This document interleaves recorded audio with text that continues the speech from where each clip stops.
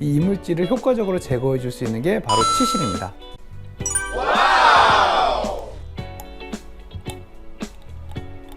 소잉, 그러니까 톱질을 한다고 생각을 하시면 돼요. 치주 질환이나 충치의 발생률이 굉장히 낮아지게 됩니다.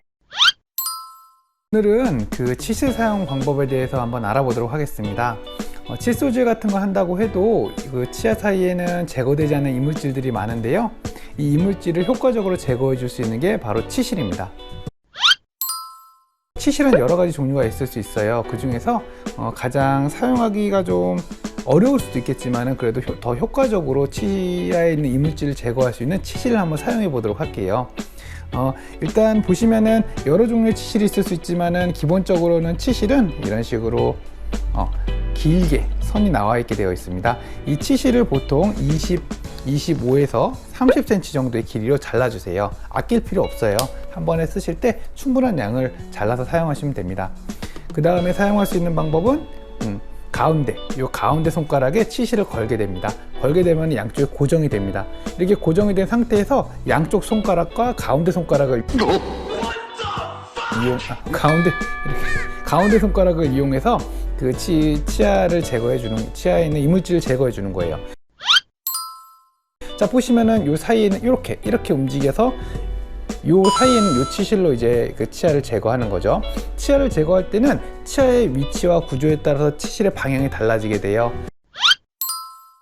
치아의 구조를 보면은 이런 형태로 되어 있습니다. 이런 형태로 되어 있는데 앞니 같은 경우에 치실을 이용해서 이물질을 제거하기 위해서는 이런 방향으로 들어가야 될 것이고요. 그리고 송곳니 쪽에 들어갈 때는 이런 방향으로 들어가게 되겠죠. 그리고 어금니 쪽에 들어갈 때는 이런 방향으로 들어가게 됩니다.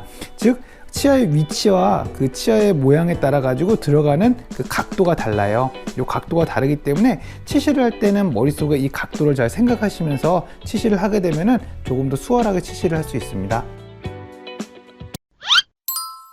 손의 모양을 이렇게 하면 앞니 쪽 치실을 하기가 수월합니다.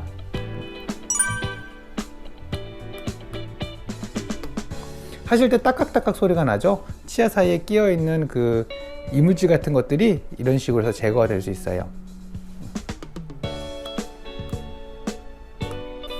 자, 그 다음은 송곳니 쪽으로 한번 해볼게요. 송곳니 쪽도 마찬가지로 송곳니 쪽은 이런 식으로 한번 위에 있는 송곳니입니다. 위에 있는 송곳니도 마찬가지 손가락으로 이용할 수가 있는데 아무래도 아까보다는 각도가 조금 더 옆으로 기울어지게 되겠죠. 이런 식으로 움직여서 깨끗하게 청소해 주실 수 있어요. 가장 어려운 거는 어금니 쪽이에요. 어금니 쪽을 보시면은 위 어금니 같은 경우에는 이 방향으로 되어 있기 때문에 치실이 이 방향으로 들어가야 됩니다. 근데 너무 안쪽이기 때문에 손가락이 전부 들어가지가 않아요. 그렇기 때문에 해볼 수 있는 방법은 아까 걸었던 가운데 손가락 2개, 이 가운데 손가락을 이용해서 이런 식으로 치실의 모양을 만들어요. 그 다음에 이걸 어금니 끝에까지 넣는 것입니다. 어금니 끝에까지 넣게 되면은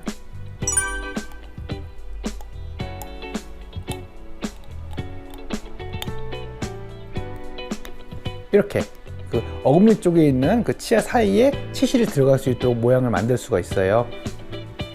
처음에 하실 때는 어금니 쪽에 들어가는 게 어렵고 눈에 보이지 않는데 어떻게 넣느냐고 할지 모르겠지만은 실제적으로 여러 번 해보다 보면은 요령이 생기고 어느 부분에 인접면이 있는지 감각으로 알 수가 있습니다.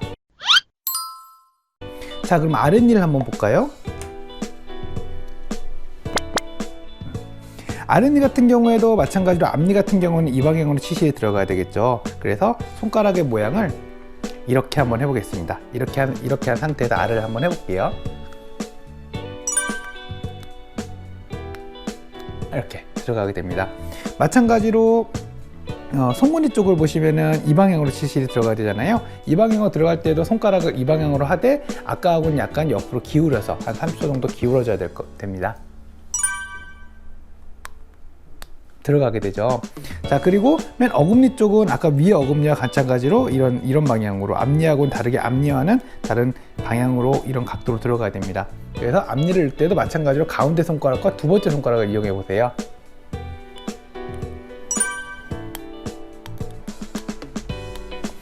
치실을 이용할 때 치아 인접면이 단단하게 있으신 분들은 치실이 잘 안 들어가는 경우가 있어요. 그런 경우에는 할 수 있는 방법이 소잉, 그러니까 톱질을 한다고 생각을 하시면 돼요. 톱질을 한다고 생각하듯이 위에다 넣고 앞뒤로 이렇게 움직여 주는 겁니다. 위에서 그냥 눌렀을 경우에는 너무 세게 들어가서 잇몸에 상처가 생길 수가 있어요. 그렇기 때문에 한번 보여드리겠습니다.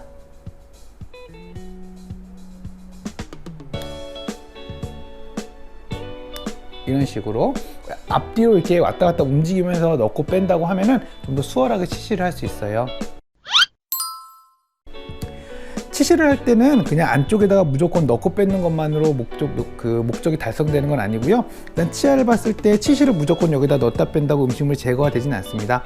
첫 번째 한번 넣었을 때는 이쪽에 있는 치실을 이용해서 이쪽에 있는 치아 표면을 이런 식으로 긁으면서 나오도록 하시고요. 그리고 또 다음에는 넣었을 때 이 반대쪽 여기 있는 그 표면을 깨끗하게 닦으면서 나온다고 생각을 하면서 앞뒤를 닦아주시는 게 좋아요. 보시면 알겠지만은 치아는 많고요. 그리고 안에 있는 인접면도 많이 있습니다.